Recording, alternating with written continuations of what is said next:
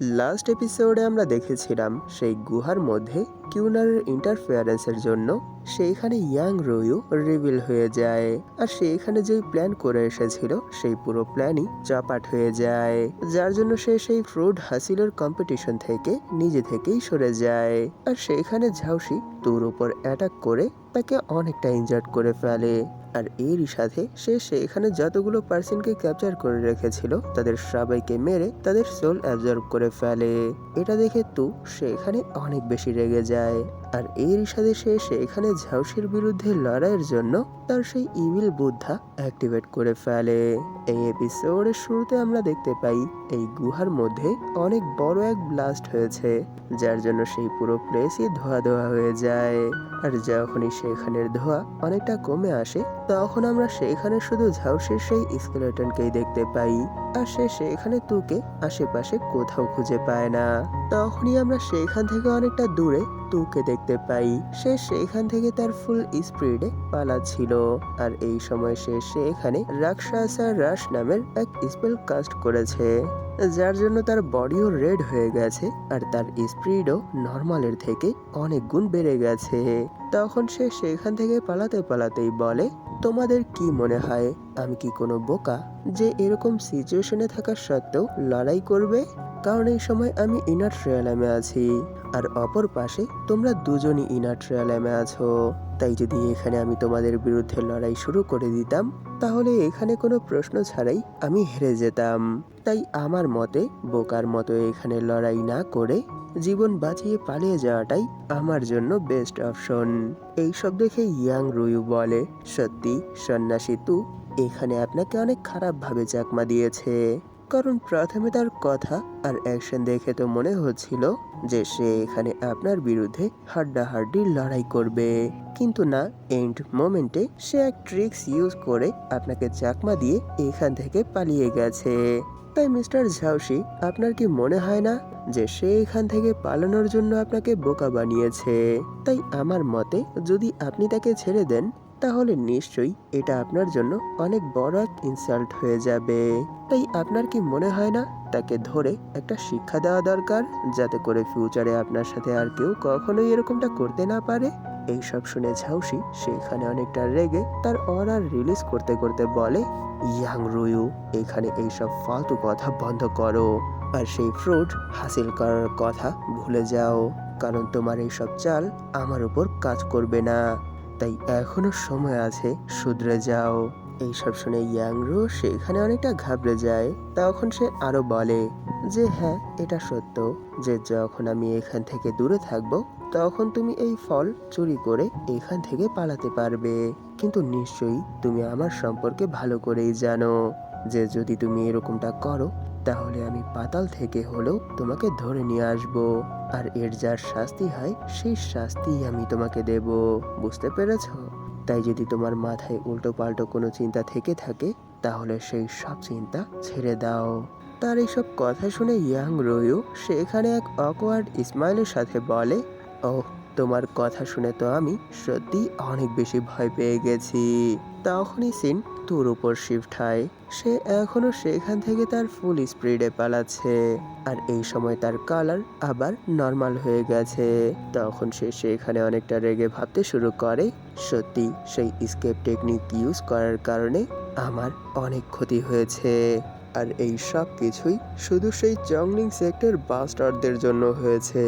তাই আমি কথা দিচ্ছি, আজ না হয় কাল আমি জংলিং সেক্টর এই বিহেভিয়ারের জন্য বদলা নেব। সেই সব ভাবতে ভাবতেই কিছু সেন্স করে অনেক বেশি শক হয়ে যায়, কারণ আমরা তার পেছনে ঝাউসির সেই স্কেলেটনের হাত দেখতে পাই। তখনই তু পেছনে ঘুরে অনেক বেশি শক হয়ে ভাবতে শুরু করে, ধ্যাত্তারি, তার প্রবলেমটা কোথায়? আমি তো সেই সব কিছু ছেড়েই সেখান থেকে চলে এসেছি, এরপরও কেন সে আমাকে ফলো করছে? তার এতটুকু বলতেই সেখানে আমরা ঝাউসিকে সেই একই স্পেল কাস্ট করতে দেখতে পাই, যেই স্কিলটা সে সেই গুহার ভেতরেও ইউজ করেছিল, ghost in dark hell devouring heaven and earth. আর যখনই তো সেই অ্যাটাকের চাপেটে চলে আসে তখন সে সেখানে অনেক বেশি রেগে ভাবতে শুরু করে, ধ্যাত্তেরি, আবার সেই একই অ্যাটাক। তাকে সেখানে এখনো রেজিস্ট করতে দেখে ঝাউসি বলে, হেই, এমনিতেও তুমি আমার বিরুদ্ধে লড়াই করে জিততে পারবে না, তাই শুধু শুধু রেজিস্ট করা বন্ধ করো। এতে করে ফালতুতেই এখানে তোমার এনার্জি নষ্ট হচ্ছে। তাই এমনি এমনি হার মেনে নাও, কারণ আজ এইখানে তুমি যতই চেষ্টা করো না কেন, তোমাকে তো মরতেই হবে। এইসব শুনে তু সেখানে অনেক বেশি রেগে যায়। আর এরই সাথে সে সেখানে চিল্লাতে চিল্লাতে বলে, ইউ বাস্টার্ড, তোর কি মনে হয় আমি কি এখানে ফাইট ব্যাক করতে পারবো না? আমি শুধু এইখান থেকে এই জন্যই চলে যেতে চেয়েছিলাম যেন এখানে আমাকে কোনো ধরনের কোনো প্রবলেমে জড়াতে না হয়। সে যখন এই সব কিছু বলছিল তখনই পাশ থেকে অনেক পাওয়ারফুল এক অ্যাটাক সেই স্কেলেটনের বডিতে এসে লাগে। আর সেই এক হিটেই সেই পুরো স্কেলেটন চাকনাচুর হয়ে যায়। আর হঠাৎ সেই স্কেলেটনের সাথে এরকম কিছু হতে দেখে ঝাউসি সেখানে অনেক বেশি শক হয়ে যায়। আর এরই সাথে সে সেইখানে চিল্লাতে চিল্লাতে বলে, কি, কে এখানে, কে এরকমটা করেছে? আর এরকম কিছু দেখে সেখানে তুই অনেক বেশি শক হয়ে ভাবতে শুরু করে, কি, এখানে কি হচ্ছে? তার এতটুকু বলতেই সে তার সামনে কারোর শ্যাডো দেখতে পায়। আর হঠাৎ সামনে আসার কারণে সে তাকে চিনতে পারে না। আর এরই সাথে সে সেখানে অনেকটা শক হয়ে জিজ্ঞেস করে যে, কে আপনি? আর সেখানে ঝাউসি তাকে দেখা মাত্রই চিনে ফেলে।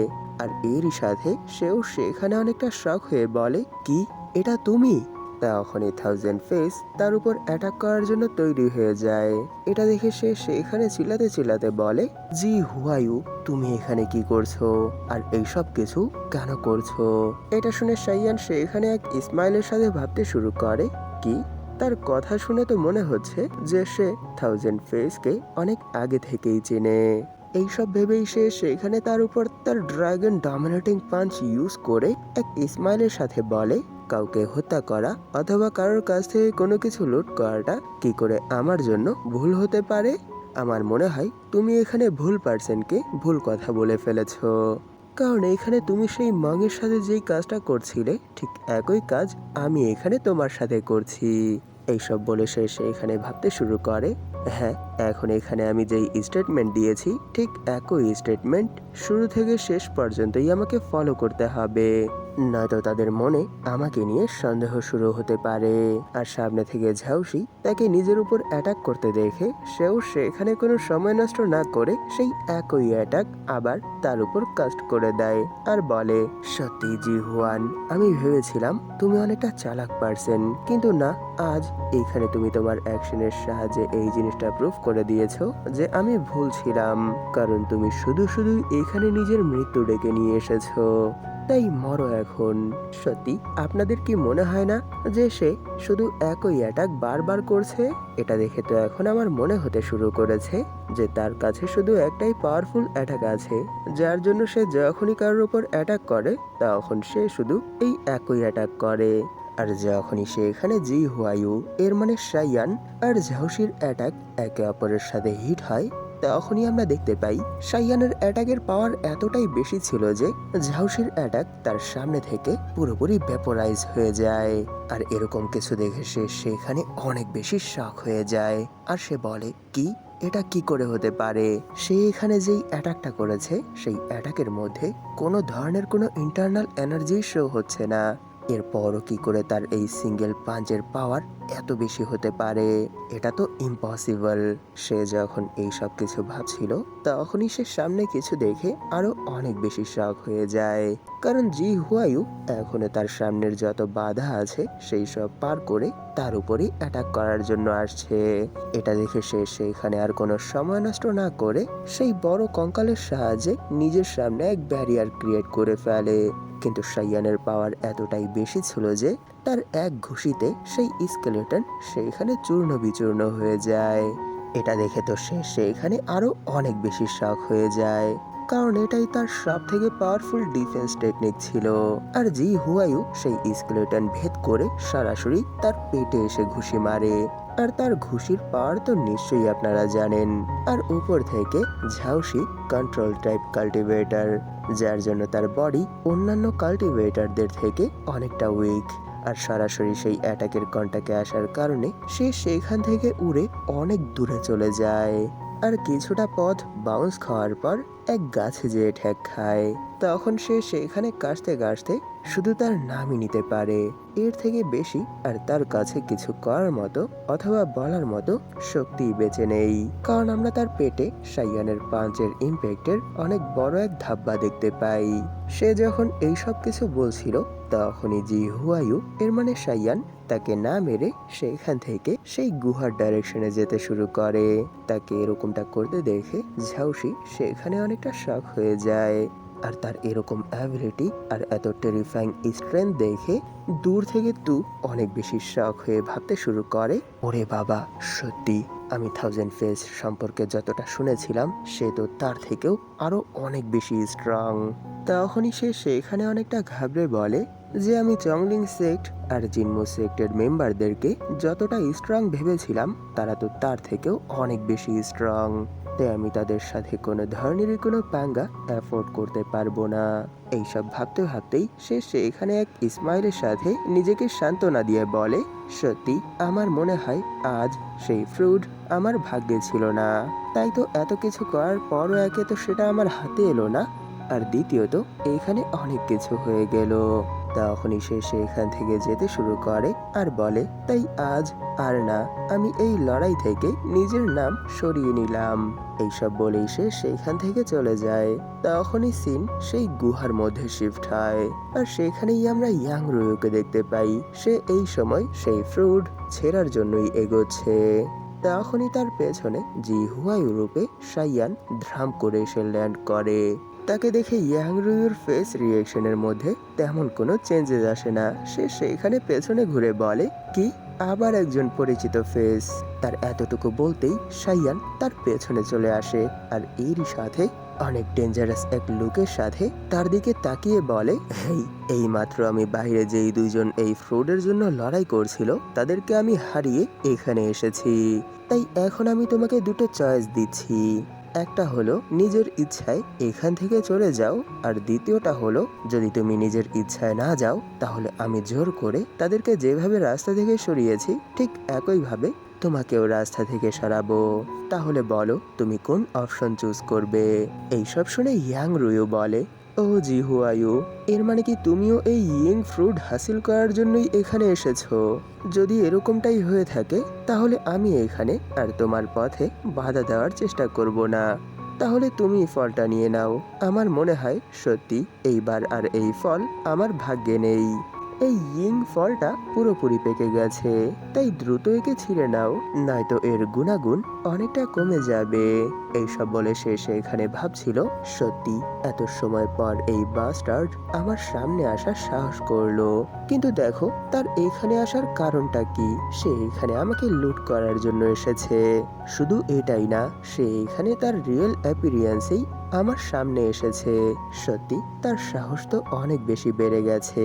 কিন্তু হ্যাঁ, এটা মানতে হবে, তাকে দেখে মনে হচ্ছে যে সে আগের থেকে অনেক বেশি বদলে গেছে। এখন তাকে দেখে পুরোপুরি এক ভিন্ন পার্সন মনে হচ্ছে। এইসব বলে সে যখন সেখান থেকে সরে যায় তখন সাইয়ানো সেই ফ্রুট নেওয়ার জন্য বসে পড়ে। তাকে এরকমটা করতে দেখে সে এখানে ভাবতে শুরু করে, সত্যি সে এখানে আজ আমার সাথে যেই রূপ ব্যবহার করছে তা দেখে তো আমার তার উপর অনেক বেশি রাগ হচ্ছে। তাই আমি তাকে এই সম্পর্কে কিছুই বলবো না। যে এই ফ্রুট যদি কোনো পার্সন সরাসরি কোনো প্রোটেকশন অথবা কোনো প্রিপারেশন ছাড়াই এই ফ্রুট হাতে নেওয়ার চেষ্টা করে তাহলে এই ফ্রুটের ভেতর যেই পরিমাণে ইয়ং এনার্জি আছে সেই সব এনার্জি তার বডির মধ্যেই সার্কুলেট হতে শুরু করে। আর এরকমটা যেই পার্সনের সাথে হবে তার কাল্টিভেশন লেভেলও অনেকটা ড্রপ হয়ে যাবে আর সে আগের থেকে অনেক বেশি উইক হয়ে যাবে। আর যদি সেই পার্সন এই প্রসেস ঠিক করে কন্ট্রোল করতে না পারে তাহলে সে এক হয়তো তার কাল্টিভেশনই হারিয়ে ফেলবে অথবা সে এখানেই জমে মরে যাবে। এরই জন্য যদি কোনো পার্সন এই ফ্রুট হাসিল করতে চায় তাহলে এক হয়তো তাকে চংলিং সেক্টর সেই সিক্রেট টেকনিক ইউজ করতে হবে যার সাহায্যে কোনো প্রোটেকশন ছাড়াই সেই টেকনিক ইউজ করে এই ফ্রুট হাসিল করা যায়।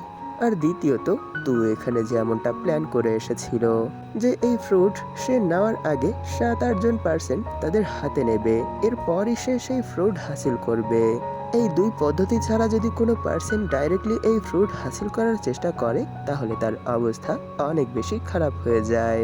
তাই এখন নাও জি হুয়াইউ, মজা বোঝো যে এতদিন আমার কাছ থেকে দূরে থেকে আর এতদিন পর আমার কাছে আসার পরও আমাকে না চেনার ভান করার শাস্তি এটা।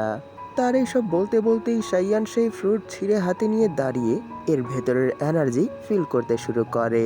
আর তাকে এরকম কিছু করতে দেখে সে সেখানে এক স্মাইলের সাথে তার পাওয়ার অ্যাক্টিভেট করে ভাবতে শুরু করে, সত্যি এটা কত আজব এক খেলা।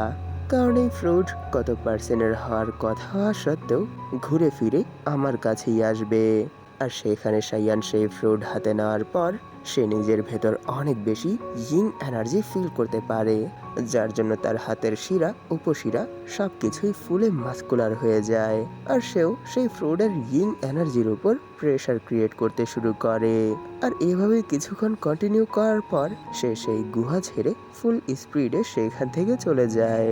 আর তাকে এরকমটা করতে দেখে ইয়াং রুয়ু সেখানে অনেক বেশি শক হয়ে ভাবতে শুরু করে, কি এটা কি করে হতে পারে? সে তো কোনো টেকনিক ইউজ না করেই সরাসরি সেই ফ্রুট নিজের হাতে নিয়ে নিয়েছিল।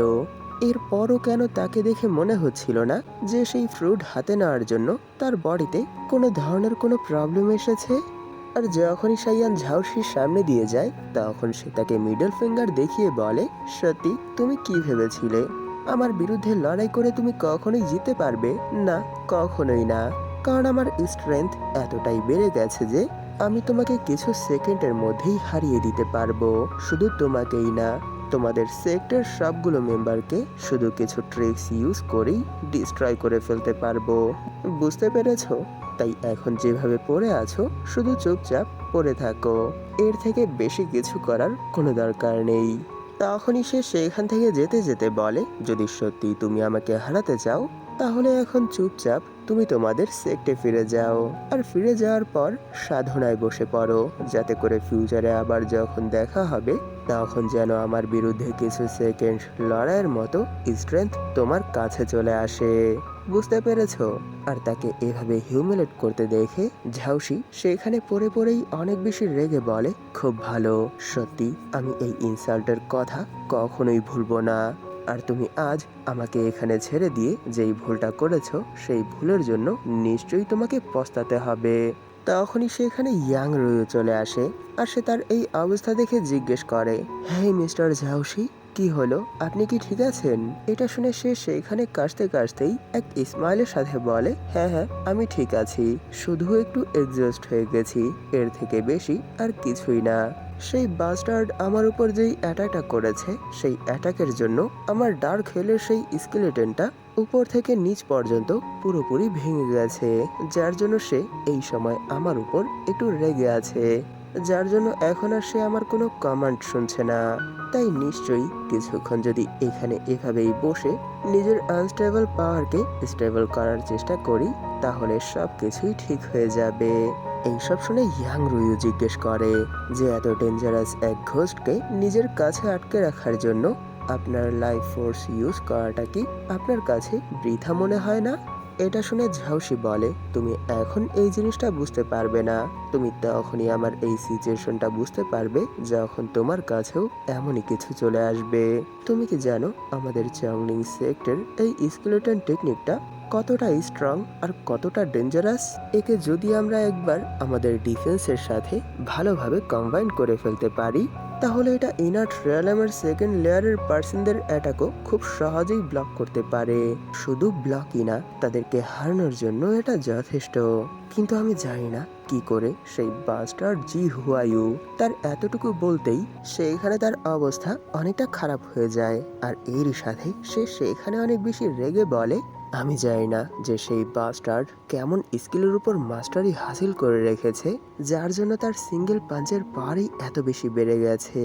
কারণ সে শুধু আমার উপর একটা অ্যাটাকই করেছে, আর এই এক অ্যাটাকেই সে শুধু আমার স্কেলেটনের ডিফেন্সই ভাঙেনি, আমার বডিরও অনেকগুলো হাড্ডি চুরচুর করে ফেলেছে।